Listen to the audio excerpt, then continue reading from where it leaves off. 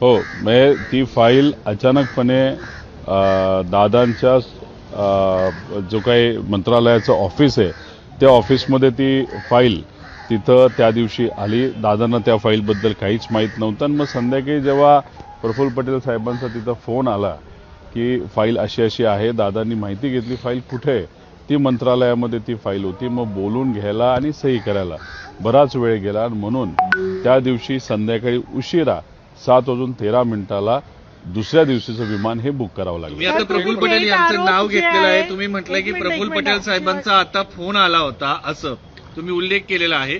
पण काय एवढं म्हणजे भंडारा गोंदिया भागामध्ये राईस मिल म्हणजे एवढं काय त्याच्यामध्ये महत्वाचं होतं? थोड्या वेळापूर्वी तुम्हीच म्हणाला होता की प्रमोद हिंदूराव जे दादांच्या फार जवळचे कार्यकर्ते आणि पदाधिकारी आहेत त्यांनी स्वतःहून सांगितलं की प्रफुल्ल पटेलांचा फोन तिथं आला, त्यांची कुठली तरी एक फाईल तिथं होती, फाईल आणण्यात आणि सही करण्यात वेळ गेला म्हणून दादा जे गाडीली जाणार होते असे प्रमोदरावच त्या ठिकाणी बोलतात, त्यांना गाडीली न जाता त्यांना विमानाली जावं लागलं. त्यामुळे त्यांची लोक सुद्धा आता बोलायला लागलेली आहेत. म्हणजे दादांच्या बाजूने कोणीतरी आज बोलतंय हे बघून खूप मनापासून तिथं आनंद झाला. कारण गेल्या 4 महिन्यामध्ये दादा एकटे पडल्यासारखे आम्हाला सगळ्यांना वाटत होते. काही ठराविक आमदार आणि काही पदाधिकारी हे मात्र दादांच्या बाजूने बोलताना आपण बघत होतो.